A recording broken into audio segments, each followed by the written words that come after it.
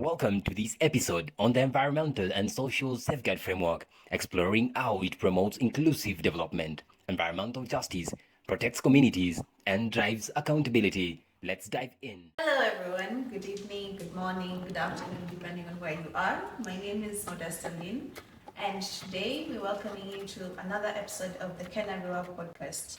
This is the Kenya National Water Resources Association, which works around water issues in Kenya and gives it a face and a listening ear on water conservation issues. Now, today we are going to talk about the environmental and social safeguards. And with me, I have very great guests from diverse backgrounds, and I'll give them an opportunity to be able to introduce themselves. So I think I'll start with the gentleman immediately on my left. Paul, do you want to start up? Yes. My name is Paul. That is, I come from Yandara, and the organization of Lake Naivasha Basin, Rua, and still being from Yandara, I'm an WWCC member, and I'm a vice chairperson for the FLOCA. So I'm good to that. Maybe just to also add, for some of our listeners, what is WCCC? Oh, that is one climatic change committee that was established in our county. I'm a member and also I'm a chairperson from the one. And also, I'm a person representing persons with a disability. Yes. Thank you very much, Paul. Maxi, you want to say hi? Yes. My name is Mercy Jepkosgei Kemoy. I'm an advocate of the High Court of Kenya, working for Economic and Social Rights Center, otherwise known as Haki Jamii, where we support marginalized communities to claim for their economic, social, and cultural rights. Also a member of the Environment and Planning Working Group under the Environment and Land Court. And yeah. A lawyer, a young woman. Refreshing. Nixon, karibu. Thank you so much. My name is Nick Sororo. I work at Kenya, Worldwide Fund for Nature Kenya as Environmental Social Safeguards Coordinator. And basically, WWF Kenya is a national organization registered in Kenya that works in different parts of the country, all the way from the coast to where we have what we call the Rift Lakes, basically working around the lakes of Elementaita, Bogoria, Naivasha, Nakuru, in terms of ensuring that the water flows from the catchment all the way to, for example, Lake Naivasha, Lake Bogoria, to do integrated water resource management, basically looking at the threats that face the river, whether it's sustainable agriculture, whether it's encroachment to the forest, whether it's the pollution. So how do we then address this, working with communities in a way that the environment is taken care of, but communities also benefit at the end of the day. Thank you so much. Thank you very much, Nixon. And you can see during this episode, we have a very diverse panel working on the different issues, community level, legal compliance, as well as in an NGO perspective as well. So today's episode is just to be able to highlight the integration on issues around water, natural resources, as well as environmental social safeguards. And I think since Nixon, you bring inside the conversation for us in your description, maybe you want to tell us what are environmental social safeguards and why are they critical, especially in the work you do within WWF Kenya and the partners that you're working with? Thank you so much again. In the work that we do, we can't work on our own. We work with other people.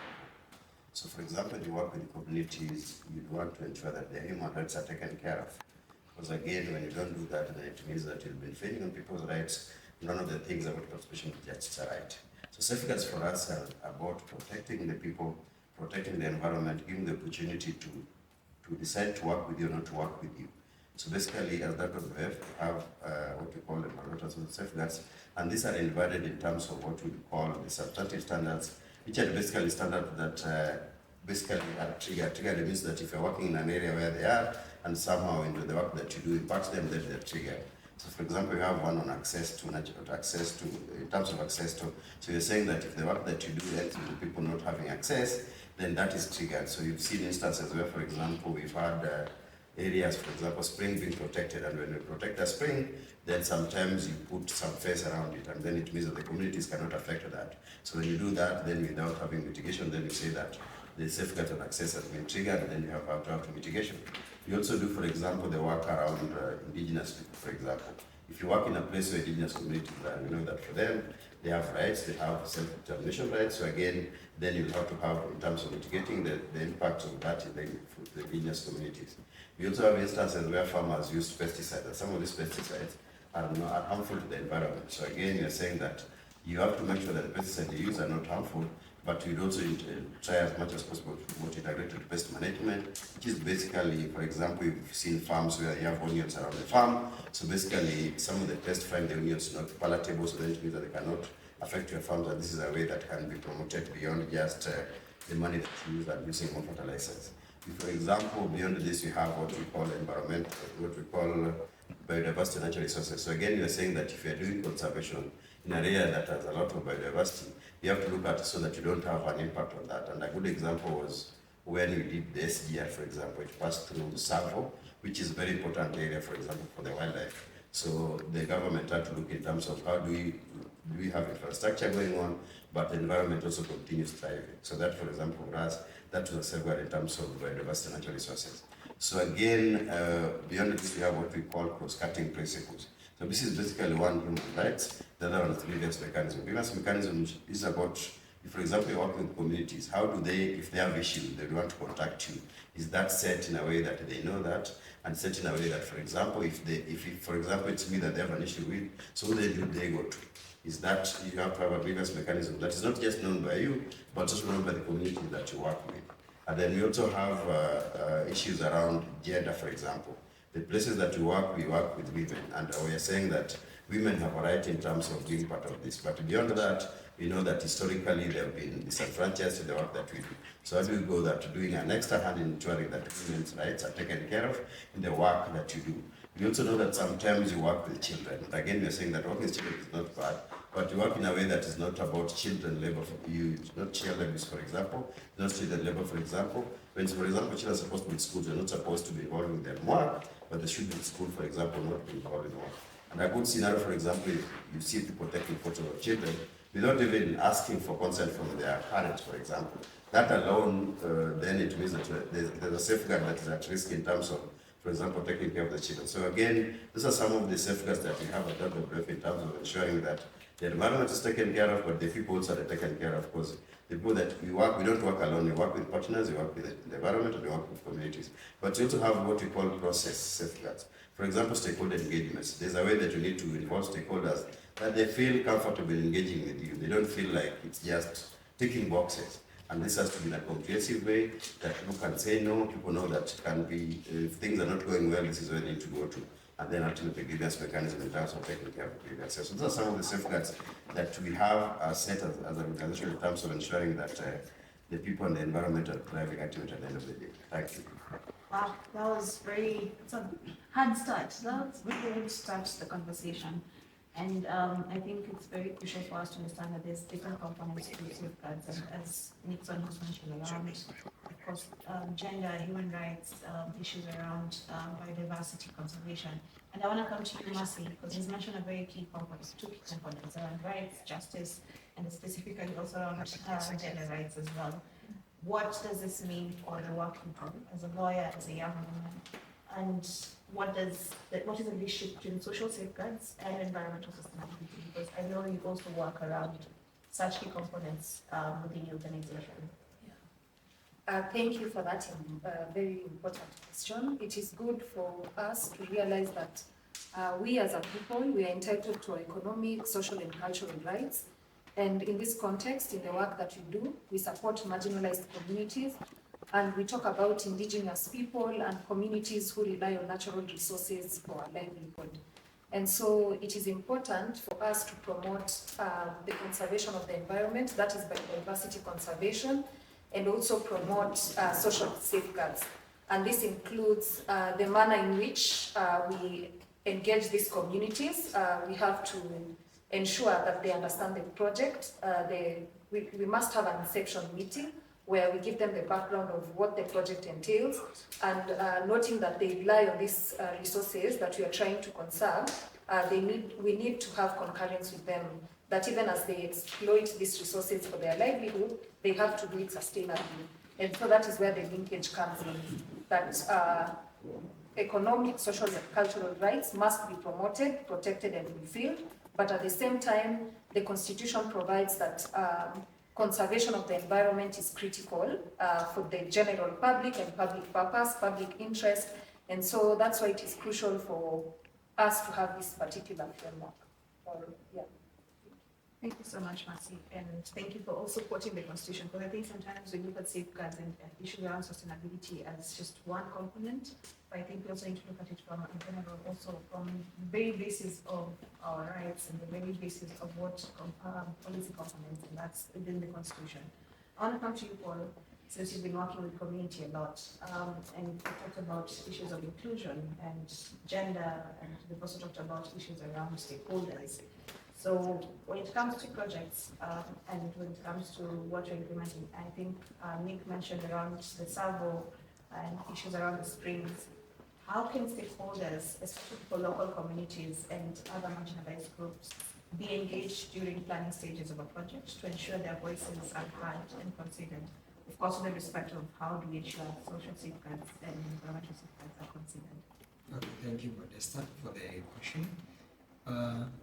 As I mentioned earlier, whom I represent are persons with a disability. I'm the representative of Baki and according to what you have asked, the inception of the project, the stakeholders' engagement with the persons with a disability, it is that we always say that a shoe, the fitness of the shoe will always be felt by the person wearing it. So nobody else will ever talk of something that he doesn't fit or doesn't know. That is why we need them, the persons with disability or the marginalized groups, so that they can know where, or they can hear what it is to them and what feels right for them. Also, like what we said earlier on, was said by Nick, about like the project running across the server. That's something that should be notable. There are those communities living around the area, and you may find that it was suitable for persons marginalized or persons with disability. That is, there will be a relocation. So it is hazardous to him, and it is disadvantage. It does disadvantage to the person. So what it entails is that these persons ought to be engaged in the inception, also not before the inception, early stages of trying to bring about the project. Let me say it is like engagement, that is public participation, so that it will be well for him, and that it will be aired well, and they will see squarely of what it entails to them. So, so far you talked about issues around public participation, how we can do that as a way of also ensuring that different voices are heard. Maybe just to also come back to you and saying what has worked so far in regards to inclusion, how, so that any listener who's maybe planning actually with marginalized groups like PWDs, how can they be able to do it? I know you mentioned public participation, but do you have any other ideas that maybe they can be able to add on to the list of how they do it? Okay, apart from the public participation, there can be a toll-free number which one can hear anything to do with the project or anything that will be going on. And again, there can be a website whereby one can write an email or can put a compliment on it, whereby it can state categorically on what needs to be put in place before or after, or during the monitoring of the project.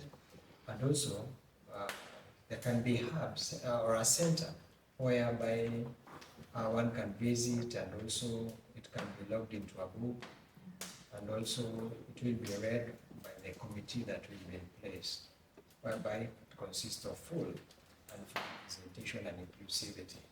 Thank you, and I think that gives us a component of also communication and also how we're able to actually make it accessible. And you talked about something that I want to ask you, Nick.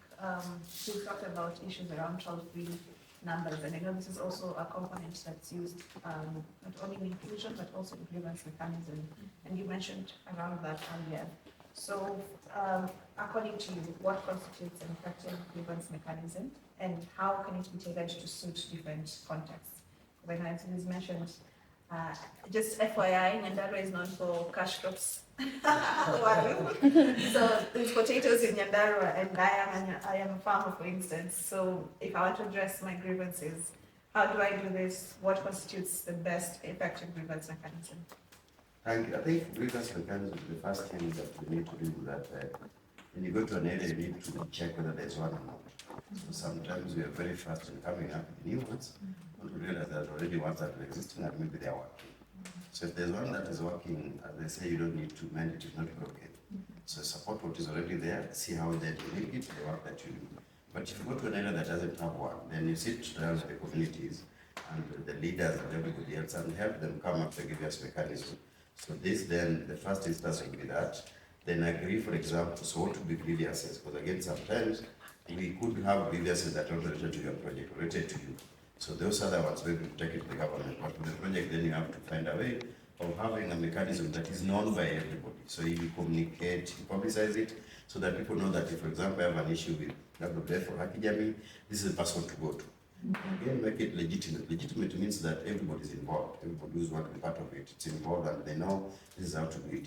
Make it predictable so that again, people know that it's not that today you're talking about this thing, till the next day you're talking about different thing. Make it right compatible, means that people who do it know that there are rights that can take into account.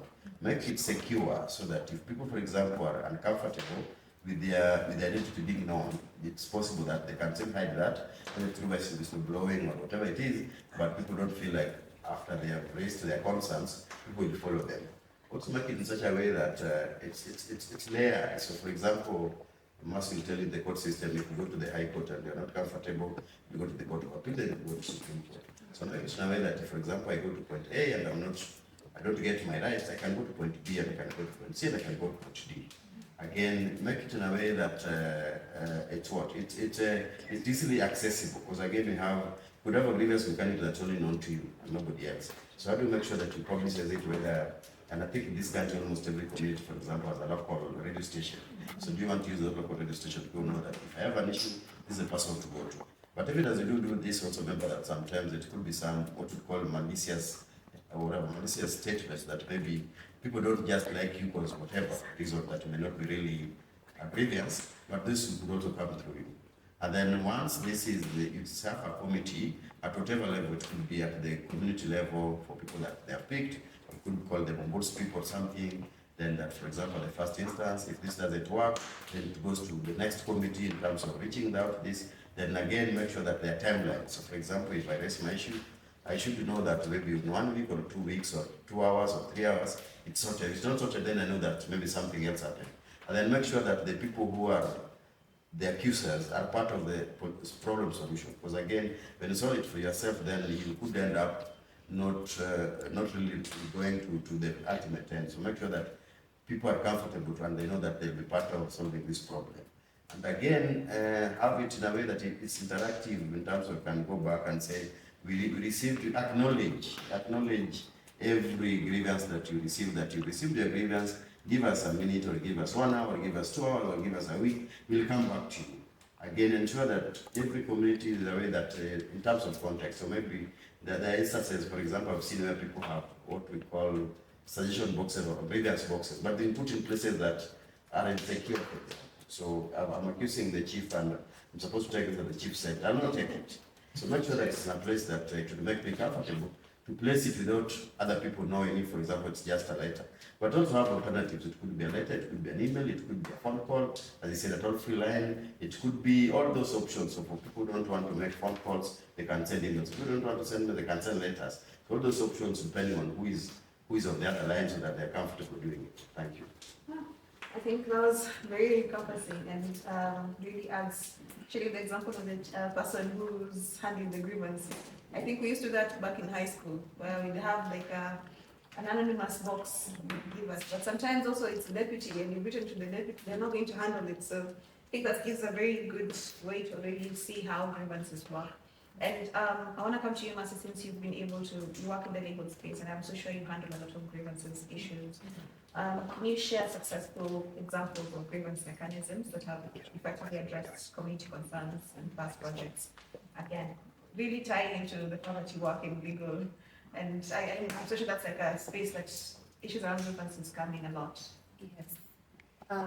So there are various mechanisms through which communities can raise their grievances, and we promote alternative justice systems, like Nixon mentioned.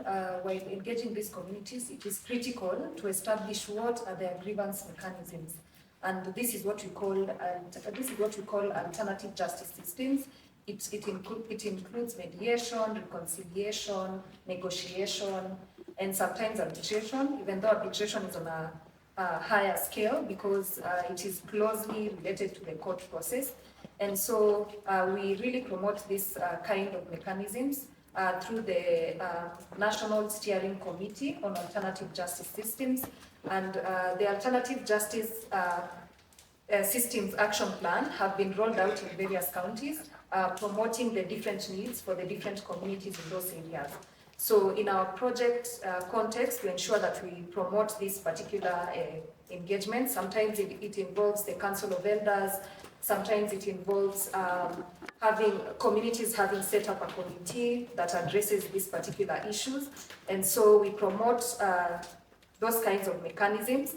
And in the event that they don't work, we have our internal ways in which we can listen to the communities through community feedback. And after listening to them and looking at the nature of conflict that we are talking about, sometimes it could be a land dispute, sometimes it could be an issue of natural resource management in dispute with the county or the local government. In this situation, we analyze, and if need be, communities can raise petitions to the relevant statutory bodies. It could be the parliamentary committee, relevant parliamentary committee, it could be the particular ministry. And in the event that it is not successful, they have the option of instituting constitutional petitions through the Environment and Land Court, and also through the High Court, Human Rights, Constitutional and Human Rights Division. So we support these communities, and we are very keen on public interest litigation. And this is a kind of litigation that focuses on issues affecting a huge number of persons, or it could be strategic in the manner that it is intended to influence a policy. It could be an interpretation of a clause under the Constitution or a particular law. And so we ensure that we promote this. In the event that it is an individual matter, we have a pro bono lawyer scheme. And through this pro bono lawyer scheme, we are able to support these communities at the point of their need. Sometimes it could be ownership issues. Sometimes it could be issues to do with security of tenure. And so communities really need legal representation, and we facilitate these processes through that. We also have an organizational telephone number, a hotline number, where communities can reach out in the event that they are facing arbitrary and lawful evictions. You realize that currently there's a lot going on, and sometimes communities can face these events, and so it is critical to have a toll number. Thank you. Thank you so much, Martin. I've learned a new word, public interest litigation. I didn't really know about that.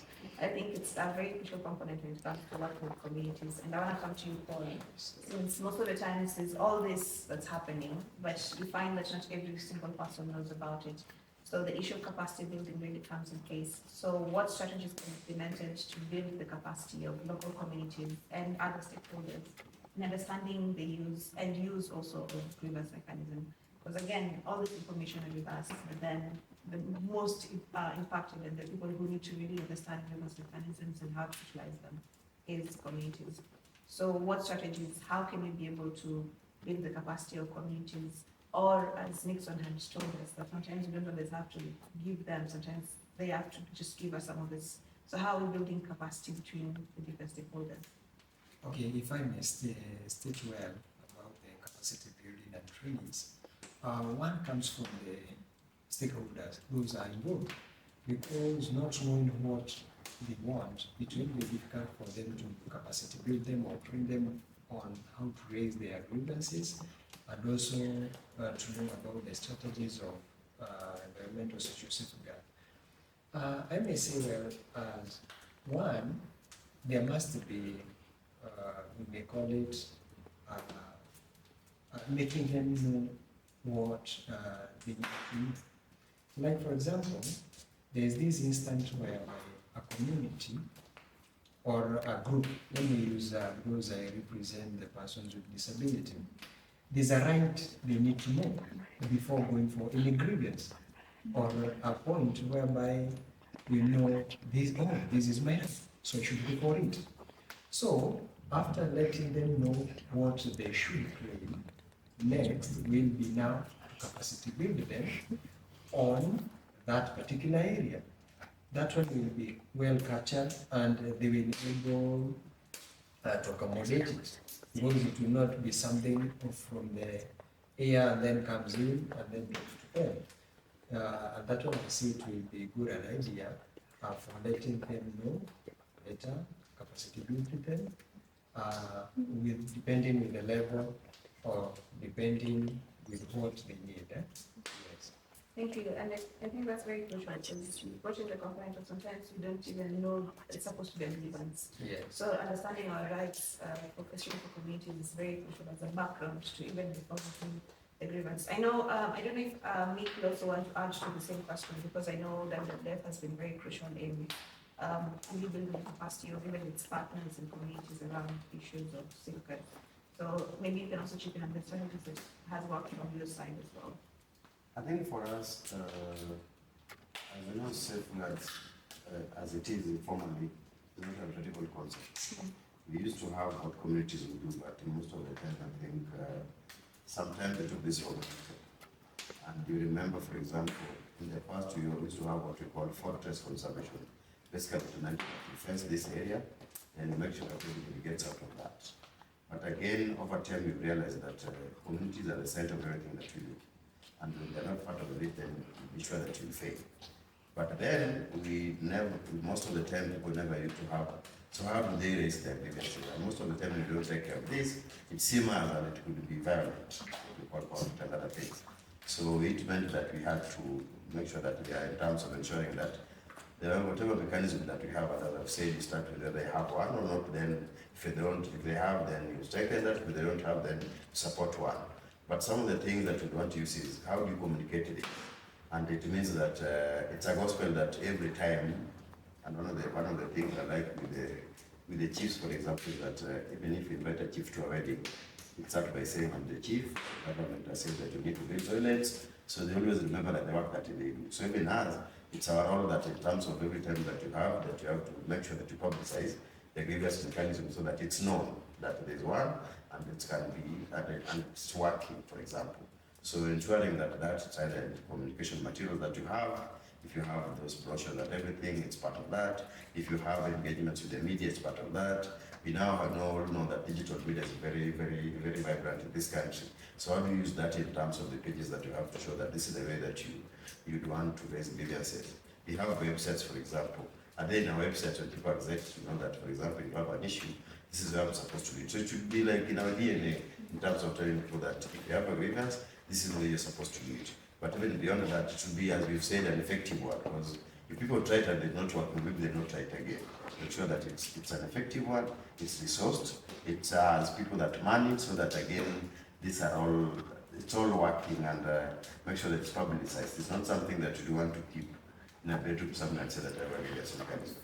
Make sure that it's publicized everywhere that you are, so that people, when they have issues, they know who to go to, they know that when they go to, they're safe, and they know that they'll get response. And when they get a response, if they're not comfortable with the response, they know that they go to the next level, where they'll get possibly a better response to what they're expected to get.